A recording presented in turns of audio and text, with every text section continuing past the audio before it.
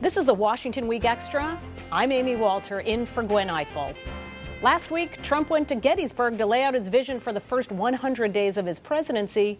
He muddled his message when he announced his plans to sue the women who have accused him of sexual misconduct. Then a few days later, he congratulated one of his most loyal surrogates, Newt Gingrich, for getting into an on-air fight with Fox News anchor Megyn Kelly. Let's watch.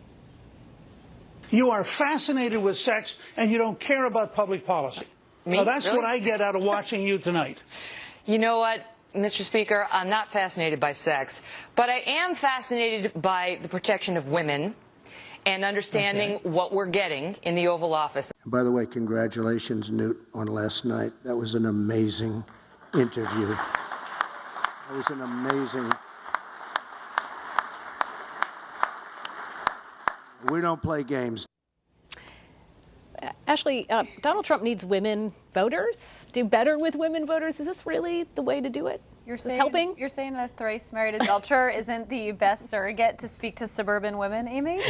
I don't know. I'm just asking questions. That's what I do. I ask questions.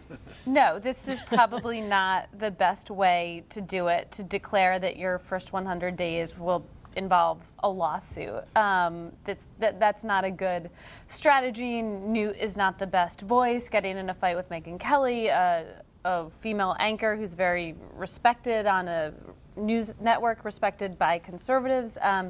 None of those are particularly good strategies, but I will say I spent the past week out with Trump voters, and they are incredibly loyal. And my colleague and I, we talked to, not about this particular issue, but we talked to over 50 voters in 6 states, many of them battleground swing states, about what they would do. This is when Trump started trailing in the polls in a possible Trump loss. And it was very striking what they said. A lot of people, or not a lot, but a significant, striking number of people spoke of, if Trump loses, this would be the next revolutionary war. There would need to be bloodshed. People would take up arms. And again, I don't know that everyone I was talking to actually had a plan to grab their gun and march on the Capitol.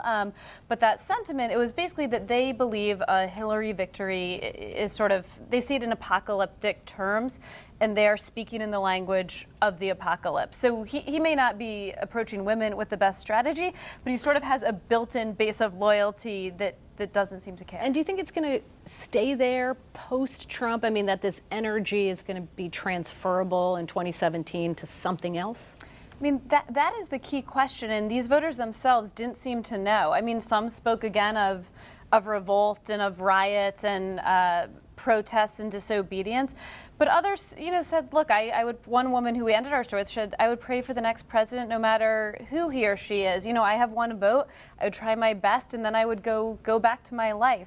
So I think it's an open question, and a question of if another leader has to come in to sort of take over the movement, or if there's enough organic energy for it to kind of morph into something else. Yeah. The two most remarkable interviews until all this stuff for the last couple of days were the Kellyanne Conway interview on CNN, I think it was Monday or Tuesday, in which she says, I went on the plane with Trump after that rally at Gettysburg, and I said, I'm going to fight with you for the next 3 weeks because I think you can win. She's basically saying to CNN and the American public that her candidate is trying to lose, which was just like a remarkable thing to hear a campaign manager say. And then the Steve Bannon interview with Bloomberg, in which he talks about how Trump is a great entrepreneur and we're building a new business while the campaign's still going on. And he's a campaign CEO. It's just a remarkable thing to watch those dynamics play out in public.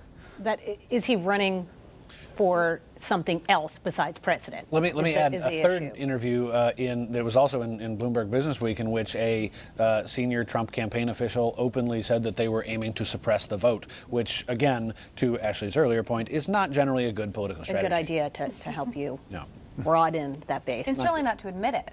Right. No, proudly. Proudly, yes. All right, well, and this week Hillary Clinton campaigned for the first time with Michelle Obama, and it was unusual because Secretary Clinton spoke first, and then came the First Lady. Tell us a little bit about that. Yeah, that's exactly usually the opposite. Right. But it was, from the Clinton campaign's perspective, there is no better spokesperson, no better surrogate, no better advocate than Michelle Obama. Better, even although they wouldn't say it out loud, than the president or the former president, and certainly in many cases better than Hillary Clinton herself. And so they were thoroughly delighted. Anything Michelle Obama wants to do, they will be happy to have her do. And they have said that they are surprised and delighted that she wants to do as much as because she doesn't love campaigning. No, Let's she be has really very clear. publicly said it. many times that she dislikes it. And she has said herself that she was motivated in very, very large measure by Trump, that she wanted to go out and talk particularly to women and about women and about what she has said is the risk that Trump poses to women. And that was the theme of her very well-received speech a couple of weeks ago, and also a pretty large theme of this week's speech as well. Do you think that's the motivating factor for Michelle Obama, is the Trump piece of this more so than the pro-Clinton piece? Well, I mean, she's a Democrat. She wants to see a Democrat elected. She is very interested in her husband's legacy, and she wants to see that preserved and protected, which Hillary Clinton stands up every day and says she'll do, right? So those two women did not have a close relationship. They have become friendly. I thought it was interesting that Michelle Obama, one of the very first things she said in North Carolina the other day was, in case you're wondering, Hillary Clinton and I are friends. Which is sort of seemed a bit like an odd thing to say at the outset, but Hillary Clinton was sitting there beaming while she said it, so they certainly looked, friendly. And whatever her motivation, whatever she thinks about Hillary Clinton, rather, I mean, her motivation overwhelmingly is that Hillary Clinton is better than Donald Trump. Reed, I want to get to you for some real talk about the House.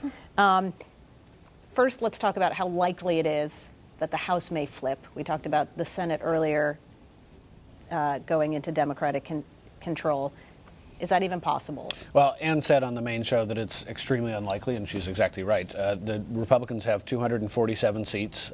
Democrats have 188. That means Democrats need 30 seats around the country to make it to a 218-vote majority. As we take a look at the number of actually truly competitive seats, there just aren't that many. And of the actual competitive seats, some of them are held by Democrats that they'll have to be defending. So for Democrats to win back control of the House of Representatives, they would have to win not only some very conservative seats, but also some very conservative seats whose incumbents are sleeping and not paying attention to the danger that they face. The interesting thing that's happened in the last week or so is that some of the large outside Republican groups have started spending a lot of money on some of those very races as what sure looks like a firewall campaign to prevent any sort of large-scale loss like the Republicans suffered in 2006 or 2008. And Paul Ryan, though, most likely looking at a diminished majority. Certainly. What does his future hold? Paul Ryan, as the Republicans have 247, I shouldn't have taken that sip. Yeah, I was going to say, well, depending on what's in there. 247, well, and we'll get to that later. With the 247 seats, I mean, the seats that are actually competitive are almost exclusively members who love and would be happy to vote for Paul Ryan for Speaker. There is a small rump faction within the Republican Party, 20 to 40 members, depending on what day you're counting, who love nothing more than antagonizing Paul Ryan. And when those members are in a 247 vote majority, that's great. They can rabble all they want and they won't necessarily upset the apple cart. But if they're in a smaller majority, they've got a lot more power.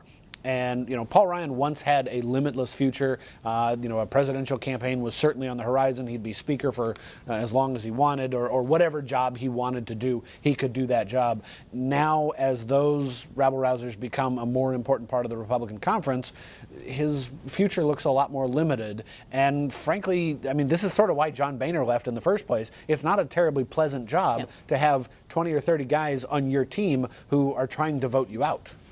At all times. At all times. Yes. Every single turn. All right, finally, Michael, I want to go to maybe a bigger, more existential question about what does this all mean? This love. Usually, it does mean love. That's all you need. At some level, this looks like your classic change election. You had two insurgent candidacies, Donald Trump, Bernie Sanders, doing very, very well. And yet, here we are, we're 11 days out. The President of the United States has a 50+% approval rating, and the most status quo candidate that you could possibly, and most establishment candidate that you could possibly pick, Hillary Clinton, is in the lead. So what is this? Is this just a status quo election or a change election that went on the fritz? I think there are a couple things going on. I think the immediate election we're in is not about the state of the country. It's about these two people and who you hate more.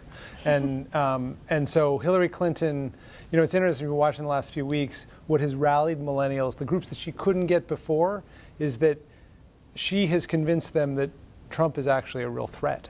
You know, so she, in that scenario, looks like the change, like we're protecting you from this threat of Trump, and that just swamps the change argument. I think the second thing that's going on, though, is that a lot of the metrics we've used historically to chart what makes a change election, you know, median income growth, right track, wrong track. I mean, the wrong track number now is still 2/3 of the country think we're on the wrong track compared to 1/3. Don't seem to apply. I mean, if you go back to 2012, that was another year in which it was, by all those metrics, a change election year. Romney banked his whole campaign on the idea that the country was economically frustrated and that would guarantee a result for him in the end. It didn't happen. And I think the country has been pushed so far, is in so much turmoil, that just looking at the environmental factors it doesn't result in outcomes like it did in decades past. In the old days. This was great. Thank you, guys. And that's it for this edition of the Washington Week Extra. I'm Amy Walter. See you next time.